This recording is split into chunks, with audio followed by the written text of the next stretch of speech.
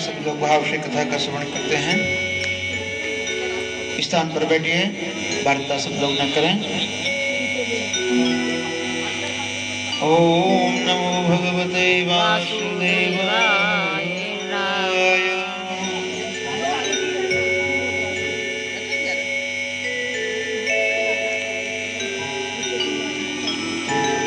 सुखदेव जी महाराज राजा परीक्षित को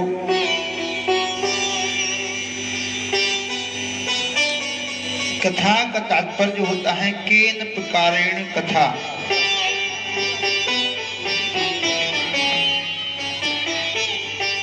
क्या हुआ, कैसे हुआ, क्यों हुआ, इनसे ही कथा प्रारंभ होती है। कथा एक अव्यय शब्द है। क्यों हुआ, कैसे हुआ, आदि आदि का जो वर्णन करे वो कथा है।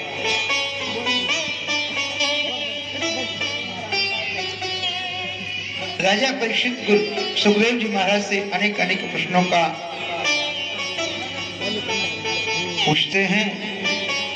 सुखदेव स्वामी बड़े प्रसन्न हो जाते हैं। आप लोग यहाँ की बजाय थोड़ा सामने बैठे ना तो ज्यादा अच्छा रहेगा। से क्या, हाँ, यहाँ की बजाय सामने बैठिए।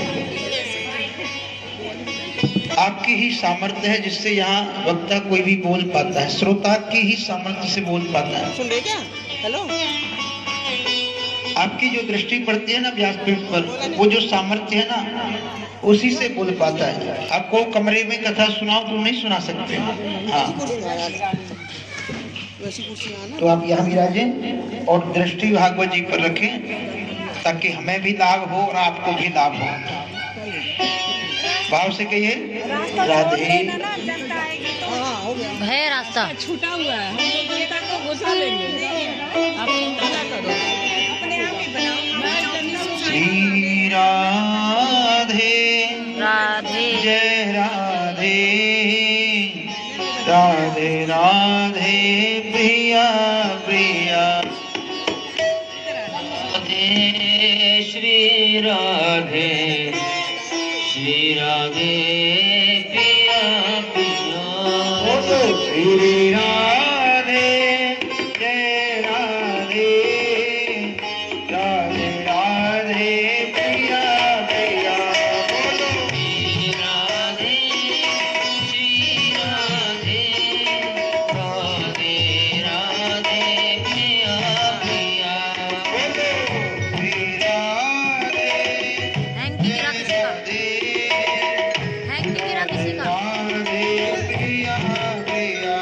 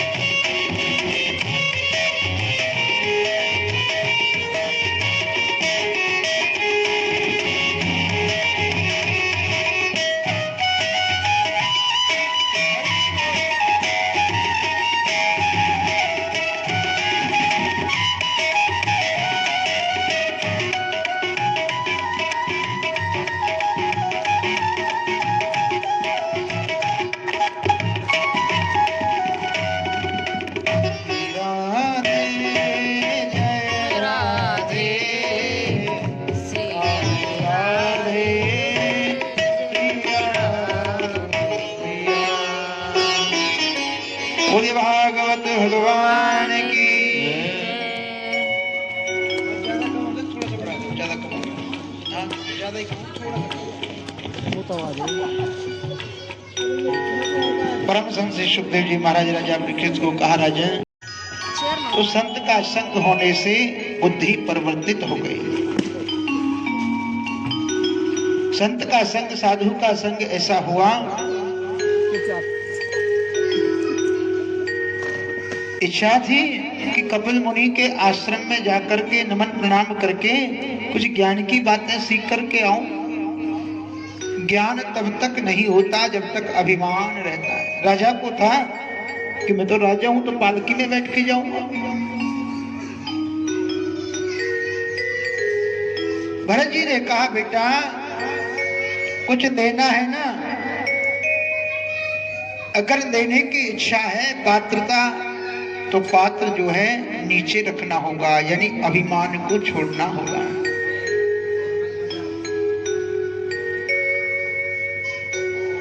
कौन किसको क्या कष्ट देगा? तुम राजा हो, आज तुम राजा हो, पूर्व जन्म में मैं राजा हूं, बड़ा राजा, भरत नाम का राजा।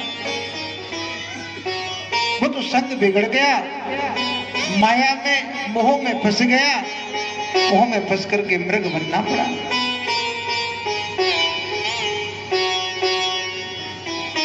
ये कर्म क्षेत्र है। शुभ कर्म किया, श्रेष्ठ कर्म किया, अच्छा कर्म किया तो अच्छा फल मिलेगा।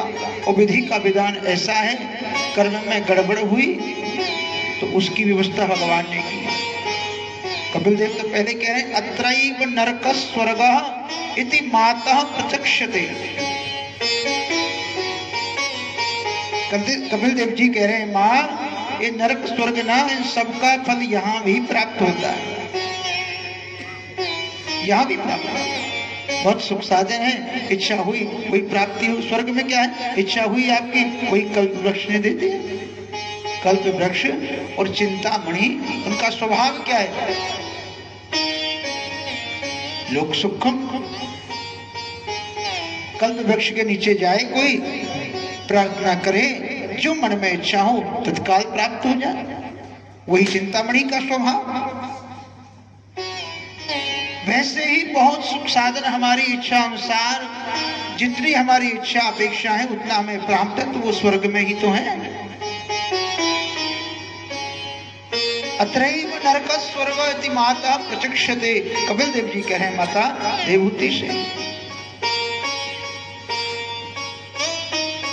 और रघुगण राजा को कपिल देव कह रहे हैं, राजा यहाँ पृथ्वी पर नरक स्वर्ग भोगने के अपरांत पूर्ण फल अगर यहाँ नहीं हो पाता किसी कर्मानुवश, तो 28 प्रकार के नरक बताए गए।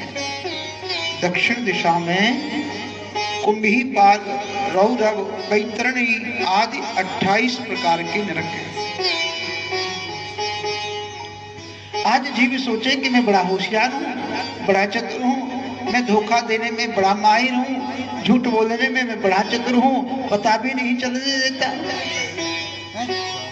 भैया यहाँ भले ही पड़ोसी को ना पता चले, साथी को ना पता चले, लेकिन एक बड़ा श्रेष्ठ जानकार बैठा हुआ है, इसको सब पता है, क्षण क्षण का पता है।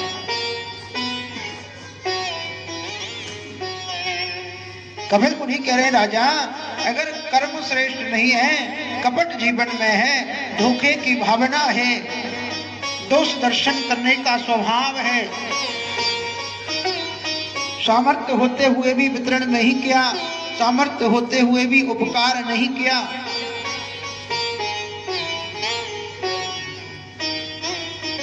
तो अनेक अनेक प्रकार के जो नरक बताए, 28 प्रकार के नरक, जीव को उनमें जाना पड़ता है। बहुत से अपराध ऐसे हो जाते हैं। राजा परीक्षित ने सुना, गुरुजी नरक आपने बताए, उनमें यातनाएं भोगनी पड़ती हैं। अब जाने अनजाने में कोई ना कोई अपराध तो हो ही जाता है, हा? जाने में, कई बार अनजाने में, अभिमान बस, कई बार स्वभाव बस परिस्थिति ऐसी बन जाती है कि ना चाहते हुए भी व्यक्ति उस स्थिति में आ जाता है। तो गुरुजी क्या सबको नरक जाना पड़ेगा? सुखदेव स्वामी ने कहा राजन, उसका एक उपाय बताया है। उपाय क्या है गुरुजी? तो कहते हैं उपाय है प्रायश्चित, कि कर्मणा कर्म निर्हारो न जात्यंतिक इष्यते अविद्वदधिकारित्वात् प्रायश्चित्तं विमर्शनम्। उसके लिए जीव अगर प्रायश्चित कर दे, जो अनजाने में अपराध भूल हो गई, तो फिर उसे नरक आदि का भोग नहीं करना पड़ता। राजा परीक्षित ने कहा, गुरुजी ये प्रायश्चित क्या है? प्रायश्चित कैसे किया जाए? ध्यान देना, कोई अपराध जीव पर जाने अनजाने में बन जाए तो प्रायश्चित,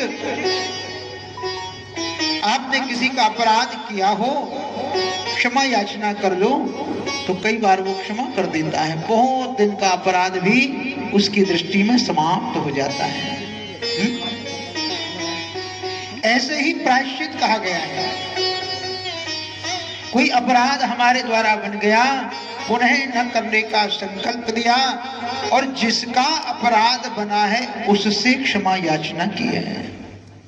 ध्यान देना, अपराध हम संबंधों का करें और क्षमा याचना भगवान से करें तो अपराध क्षम होने वाला नहीं है। भाव से कहिए राधे राधे।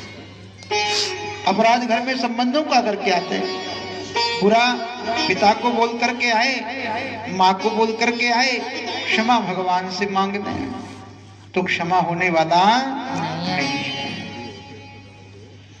जिसका अपराध किया है उसे ही क्षमा मांगनी होगी, तो ही अपराध क्षम होगा। उस अपराध को पुनः न करने का संकल्प लिया जाए और भगवत शरण ग्रहण की जाए तो जीव को नरकों में जाना नहीं पड़ता। अब कहीं ऐसा हो जाए कि अपराध हो गया फिर क्षमा मांग ली, फिर अपराध हो गया फिर क्षमा मांग ली, तो वो कोई प्रायश्चित नहीं कहा जाता। नीति में कहा गया ना, तीर्थ क्षेत्रे कृतम पापम वज्रलेपो भविष्यति। कोई अपराध हम पर बन जाए ना, तीर्थ का सेवन करें, गंगा स्नान किया हमने तो अपराध से मुक्त हो गए, और गंगा जी में ये अपराध हो गया तो वज्रलेपो भविष्यति, वज्र के समान हो जाता है। प्रायश्चित किया जाए, भगवत शरण ग्रहण की जाए तो फिर जो है कभी उसे नरक में नहीं जाना पड़ता, और कभी स्वप्न में भी उसे यमराज का दर्शन नहीं करना पड़ता। सुखदेव स्वामी कह रहे राजन, सक्रम मनः कृष्ण पदारविंदयो निवेशितं तद्गुणरागयैरिह न ते यमं पाशवतश्च तद्भटान् स्वप्ने विपद्यन्ति चीर्ण निष्कृता। सखन मनः कृष्ण पदारविंदयो, भगवान के चरणों में मन को लगा करके चित्त को समर्पित कर दिया भगवान के चरणों में, तो स्वप्न में कभी उसको यमराज का दर्शन नहीं हो सकता। भगवान के दर्शन करने की भी एक पद्धति बताई। कई लोग आपने देखे होंगे, मंदिर गए, विग्रह के सामने खड़े हुए और आंख बंद कर ली। भगवान के सामने गए, आंख बंद कर ली, हाथ जोड़ लिए, फिर आगे बढ़ गए, फिर वहां आंख बंद कर ली, हाथ जोड़ लिए। ऐसे भगवान का दर्शन नहीं होता। आंखें बंद करके दर्शन तो घर में होता है। घर में बैठो, आंखें बंद करो, जो आपने दर्शन किया उसका चिंतन करो। और मंदिर में जाकर के आंख बंद करके दर्शन नहीं होता। मंदिर में जाकर के, विग्रह के समीप जाकर के तो आंख खोल करके दर्शन करिए। आंख खोल कर, मैं पूर्व में बताया इसका पागल बाबा आते थे वृंदावन, ऐसे पल के पकड़ लेते, तब दर्शन करते, आंखें खोल खोल के, हाँ ऐसे पकड़ते हो तब दर्शन करो, आंखें खोल के दर्शन करो। कि संचिंतयेद भगवत चरणारविंदम। अच्छा, दर्शन कहाँ से प्रारंभ करें? भगवान के चरणों से। भगवान की नख ज्योति का चरणों का दर्शन करें, फिर चरणों का, घुटनों का, जंग प्रदेश का, कटी का दर्शन करें, उदर का दर्शन करें, भगवान के वक्षस्थल का दर्शन करें, सुंदर भुजाओं का दर्शन करें, भगवान की ग्रीवा का दर्शन करें, ठोड़ी का दर्शन करें, कपोलों का दर्शन करें, और फिर अधरों का दर्शन करें। कैसे अधर है भगवान के? अधरम मधुरम बदनम मधुरम। भगवान के सुंदर अधरों का दर्शन करें, फिर दंत पंक्ति का दर्शन करें, नेत्रों का दर्शन, नासिका का दर्शन, ललाट का, मुकुट का। इस प्रकार भगवान का दर्शन करना चाहिए। मंद मंद मुस्कुरा रहे हैं। वो भगवान को देखा कैसे निष्ठुर हैं, मुस्कुराते रहते, मुस्कुराते रहते। कभी जाओ आप भगवान के सामने, आप विग्रह देखोगे वो मुस्कुराते ही रहते हैं, मानो कह रहे हैं मुस्कुराते रहिए, गुनगुनाते रहिए, जीवन संगीत है, स्वर सजाते रहिए। भगवान मुस्कुरा करके कह रहे भैया मुस्कुराइए, मुस्कुराइए, मुस्कुराइए। अब आप सोचो, बोले महाराज तुम तो मुस्कुराने कह रहे हो, यहाँ पैर में दर्द हो रहा है, यहाँ कमर में दर्द है, पैरों में दर्द है, माथे में दर्द है, कहाँ से मुस्कुराए? भगवान मन इसीलिए मुस्कुराते हैं भैया। दर्द की चर्चा करो तो भगवान से ज्यादा जब लीला करते हैं तो किसको दर्द रहा होगा? भगवान ने राम रूप धारण किया तो क्या पूरी पराकाष्ठा दर्द की, लेकिन फिर भी भगवान मुस्कुराते हैं। भगवत दर्शन हम करें तो इस प्रकार दर्शन करें। सकन मनः कृष्ण पदारविंदयो। ऐसे एक बार भी भगवान का दर्शन जो कर देता है उसके समस्त पाप दूर हो जाते हैं। पुनः न करने का संकल्प लेते, तो फिर संकल्प, फिर पाप हो गया तो भैया पुराने और 10 गुने और मिल जाते हैं, फिर वो बहुत हो जाते हैं, बहुत हो जाते हैं। उदाहरण दिया अजामिल का। एक अजामिल नाम के पंडित जी हैं, भजन उपासना पूजा बहुत करते हैं, बहुत करते हैं। संग बिगड़ गया, एक गणिका को देख लिया और उसको देखने से उसको साथ लेकर के आ गए। सब धर्म कर्म पूजा पाठ जो है सबको तिलांजलि दे दी, सब छोड़ दिया। संग ऐसा ही है, संग का फल ऐसा ही होता है। कितना से कितना बड़ा दुष्ट हो, मदिरा पान करने वाला हो, झूठ बोलने वाला हो, कोई एक साधु मिल जाए, कोई एक घटना उसके साथ घट जाए, कोई संत मिल जाए तो सब परिवर्तन हो जाता है, संत हो जाता है। वो बहुत बड़ा कोई साधु हो, उसके साथ कोई दुष्संग मिल गया तो इतनी साधना को समाप्त कर देता है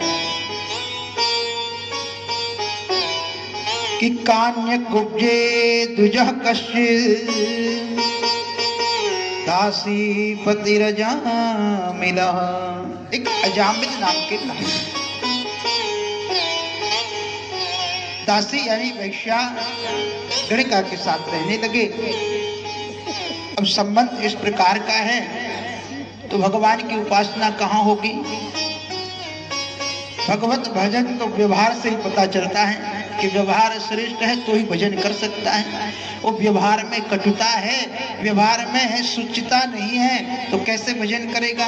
बनावटी चाहे कोई कितना भी कर दे।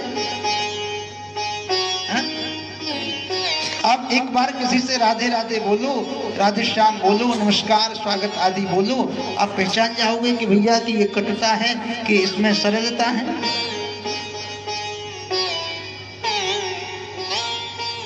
तो ये ब्राह्मण जो है संग खराब होने से भगवत भजन को तिलांजलि दे दी। धीरे धीरे अपयश फैल गया। कहने लगे लोग भैया ये तो दुष्ट अजामिल है, दुष्ट है। अब साधु संतों का एक स्वभाव होता है, वो जगह जगह कहीं जाते आते रहते हैं जैसे कभी यहाँ कथा सुना दी, कभी वहाँ कथा सुना दी, कभी इधर कभी उधर सुनाते रहते, भगवान का भजन करते रहते। साथ में लोगों को भी जोड़ लेते कि भैया 2 घंटे बैठो, आप भी हरि गुण गाओ भाव से कहिए राधे राधे। हाँ। तो कुछ संतों का आना हुआ, नगर नगर भ्रमण कर रहे थे, रात्रि में विश्राम करना था कुछ संतों को। तो लोगों से पूछा भैया कोई स्थान बताओ जहां हम रात्रि ठहर जाएं। अब कुछ लोग बड़े द्वेष करने वाले होते हैं, सोचा ये बाबा जी लोग आते ही रहते हैं, ये पंडित जी ब्राह्मण आते ही रहते हैं, अभी बताते हैं इनको ऐसी जगह पहुंचाएंगे फिर कभी नहीं आएंगे। बोले हाँ महाराज एक भगत है हमारे यहाँ, बहुत बड़ा भगत है, बहुत बड़ा सेवक है, आप वहां चले। हरिनाम संकीर्तन किया है। पहले भगवान का किसी ने मृदंग, किसी ने पकावज लेकर के, झांझ मजीरा सब लेकर के हरि गुण गा रहे हैं, भाव से भजन कीर्तन कर रहे हैं। गोपाल जी सामने विराजमान कर दिए और आरती पूजा करके भजन कीर्तन कर रहे हैं। गणगाने सूखी सामग्री दे दी, भगवान का भोग लगाने के लिए भोजन आदि बनाया। भजन कीर्तन जब कर रहे हैं तभी अजामिल वहां पर आ गया। अब जोर जोर से ये भजन कीर्तन उसने तो कभी सुना नहीं था, है? और वो भी अपने ही घर में चिल्लाने लगा, कौन है ये, किसने बुलाया है, कहां से आ गया। अब सत्य जन शांत हो गए। तभी जो अजामिल की पत्नी है उसने इशारा किया कि रात्रि भर विश्राम करना है, तुम्हारा चुपचाप से आके शयन किया। अब प्रातः काल हो गया, संत बोले बेटा अब हम जा रहे हैं। अब देखो कुछ नियम ऐसा है कि संत आए हैं तो कुछ दक्षिणा पानी भी दो उनको, है तुम्हारे यहाँ विराजमान हुए तो कुछ यथा संभव जो हो जाए। अजामिल कहने लगा महाराज तुम यहाँ रात को ठहर गई वही बहुत है, ये तुम्हारे गोपाल जी ने रख दिए मैंने, यही दक्षिणा है तुम्हारी, चले जाओ सीधे। हाँ सीधे चले जाओ ऐसे। संतों ने कहा कि ऐसे नहीं जाएंगे, अब तुम्हारे यहाँ ठहरे हैं और तुम्हारा उद्धार ना हो, भगवत कृपा ना हो, भगवत भक्त ना हो तो ऐसे कैसे काम बनेगा। संतों ने सोचा कहें कि इसको कहें कि भैया एक माला जप किया करो, भगवान की आरती किया करो, तो करेगा नहीं। हाँ? माला तो करने की कहें, जब करने की कहें तो करने वाला है नहीं, कुछ अलग बताना पड़ेगा। तो बोले एक बात बताओ, ठीक है हम चले जाएंगे लेकिन कुछ दक्षिणा आपसे हम खुद ही मांग लेना चाहते हैं। अजामिल ने कहा जैसे जाएं ठीक है, हाँ मांगो मांगो, बताओ क्या चाहिए। बोले ये बताओ तुम्हारी कितनी संतान है। बोले महाराज मेरे 9 संतान हैं, 10वीं संतान होने वाली है। तो बोले एक काम करना, जो संतान हो ना तुम्हारी उसका नाम तुम नारायण रख देना, ये हम दक्षिणा मांग रहे हैं, इसका नाम नारायण रख देना, ये हमारी दक्षिणा है। अजामिल ने कहा ठीक है रख लेंगे, जाओ जाओ। संत तो चले गए महाराज। अब पत्नी को पूछे, बोले एक काम करो, जो बाबा जी नाम बता गए थे ना संत जन, वो नाम याद रखना। क्या बता गए थे? बोले नारायण बता गए थे कि नारायण नाम रखना। अब दिन में 2-4 बार नारायण नारायण का उच्चारण करने लगे। बोले देखो 2 फायदा हो जाएंगे, नारायण नाम रखने से 2 फायदा हो जाएंगे। क्या? बोले एक तो ये मालूम चल जाएगा कि बाबा जी जो है झूठे होते हैं कि सच्चे, नाम बता गए नारायण और कहीं नारायण ही हो गई तो है? पता चल जाएगा कि इनको कुछ नहीं पता। और दूसरा फिर पंडित जी को बुलाए, फिर नामकरण कराए, फिर दक्षिणा देनी पड़ जाएगी तो वो भी बच जाएगी। इसलिए ठीक है नाम जो है नारायण रख लेंगे। समय आया, एक पुत्र का जन्म हुआ, नाम रख दिया नारायण। अब छोटे बालक में बड़ा लाड़ है, बड़ा दुलार है, तो कभी कभी जाता है बेटा नारायण कहाँ है, इधर आ जाओ बेटा नारायण। तो नारायण नारायण का नाम उच्चारण करता रहता है। धीरे धीरे समय व्यतीत हुआ, अंतिम समय आया अजामिल का। अपराधी है तो क्या देखा, भयंकर दूत भगवान यमराज के आ गए। भयानक दूतों को जब देखा तो डर गया, अरे ये मुझे ले जाएंगे, मारना चाहते हैं। चिल्लाने लगा, अरे बेटा नारायण, अरे बेटा नारायण, बेटा नारायण, इस प्रकार आवाज लगाता है। क्या देखा, बेटा नारायण तो नहीं आया, लेकिन जो सबका बाप नारायण है उसके दूत आ गए। भाव से कहिए नारायण राधे। दूरे क्रीडनाकाशक्तम पुत्रम नारायण वयम। और भगवान के सेवक आकर के उन यमराज के दूतों को मार मार करके भगाने लगे। अरे इसने भगवान हमारे स्वामी का नाम लिया है, हमारे प्रियतम का नाम लिया है, हमारे परमात्मा परब्रह्म का नाम लिया है। उन्होंने कहा, बोले महाराज इसने जो है तुम्हारे स्वामी का नाम नहीं लिया, इसने तो अपने बेटे का नाम लिया था। अरे बोले बेटे का लिया हो या पिता का लिया हो, लेकिन है तो हमारे स्वामी का ही नाम। मार मार के भगा दिया महाराज। अब यमराज के दूत खाली हाथ गए, यमराज के दूत जो खाली हाथ गए यमराज के पास, बोले महाराज एक बात बताओ, इस संसार में ब्रह्मांड में कितने राजा हैं? हम तो सोचते थे कि आप ही बड़े राजा हो, आपके अलावा कोई और नहीं है, आप जो आज्ञा करें वो पूर्ण मानी जाए। यमराज ने कहा, क्या हुआ ये तो बताओ। अरे हम एक पापी को लेने गए थे, वहां 4 हाथों वाले आ गए और मार मार के भगा दिया।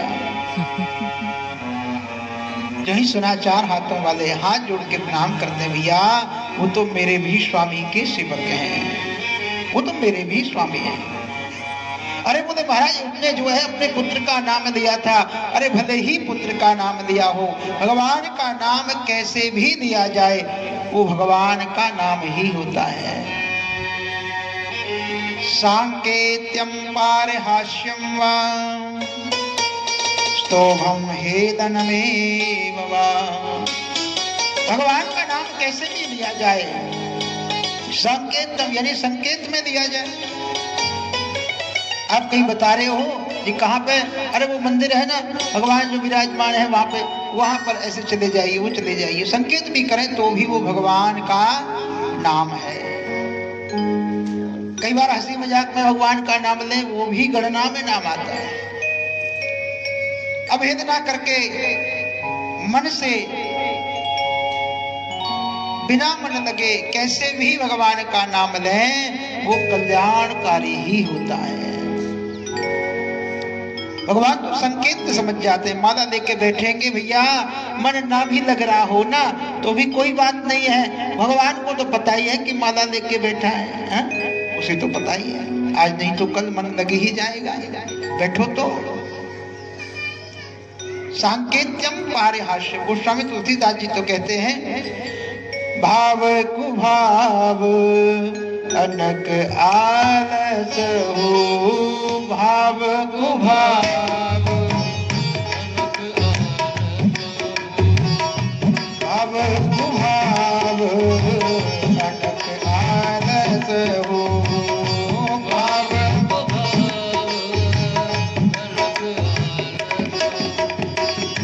नाम जपत मंगल देश दस हो, नाम जपत मंगल भाव कुभाव अनक आलस हो, भाव अनक आलस हो, नाम जपत मंगल देश दस हो।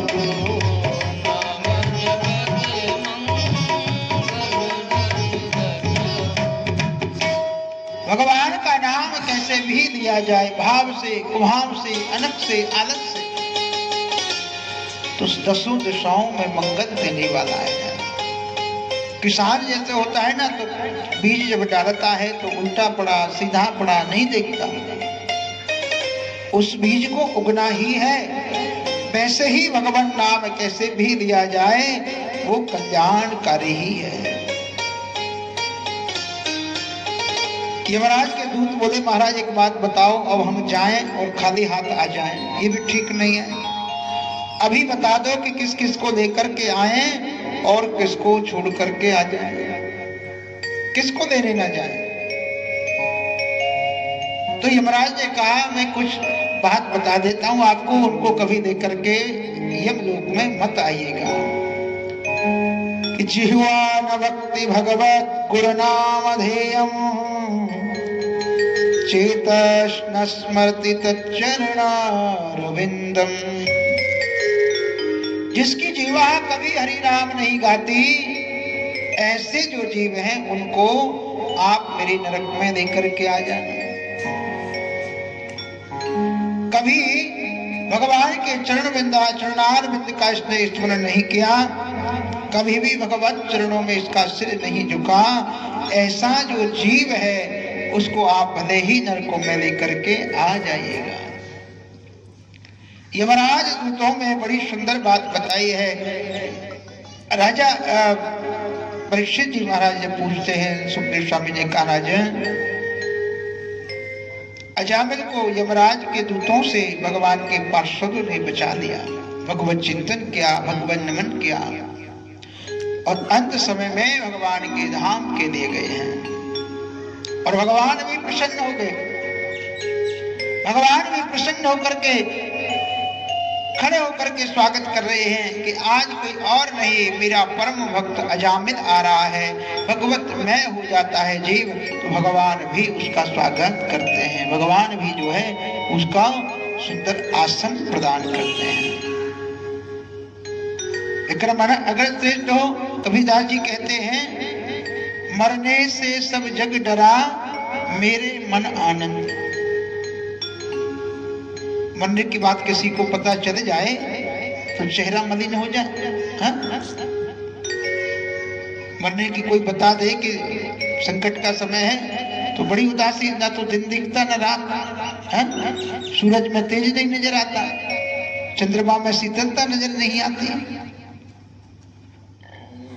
कबीरदास जी कहते हैं मरने से सब जग डरा मेरे मन आनंद। क्यों? कब मिली हो, कब भेटी हो पूर्ण परमानंद। जाऊंगा तो भगवान खड़े होकर के स्वागत करेंगे, आओ आओ मेरा भक्त आया है।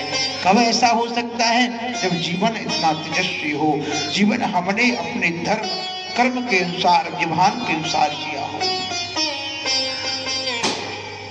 फिर चिंता नहीं रहती, फिर एक क्षण भी चिंता नहीं रहती कि कब जो है कोई उसके लिए तैयारी नहीं करनी होती।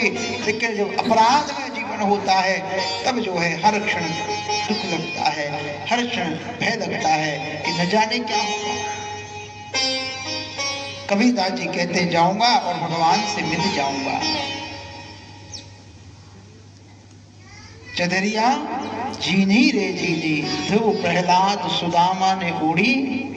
ध्रुव जी जैसे संत हुए, चदरिया यानी मानव देह, ध्रुव ने प्रहलाद सुदामा ने ओढ़ी, जाकर के वैसे ही समर्पित कर दी। प्रभु इसमें कोई दोष नहीं है, इसे आप स्वीकार करो। इसलिए भगवान को जो है एक बार भी मन लगा करके भगवान का स्मरण करते हैं, हर क्षण हर पल तो भगवान अपना बना लेते हैं। सुखदेव स्वामी कहते हैं राजन, जीव को फिर नरकों में जाना नहीं पड़ता, भगवत मैं हो जाता है। तो भगवान से कभी आप प्रार्थना करो, प्रभु आप अपना दर्शन हमें प्रदान कराएं, आप अपना सुंदर जो स्वरूप है वो हमारे हृदय में प्रकट हो, ऐसी कृपा करें। भगवान से इस प्रकार प्रार्थना करें। आइए कवि ने बड़ा सुंदर लिखा है, एक भजन के माध्यम से श्रवण करते हैं। बस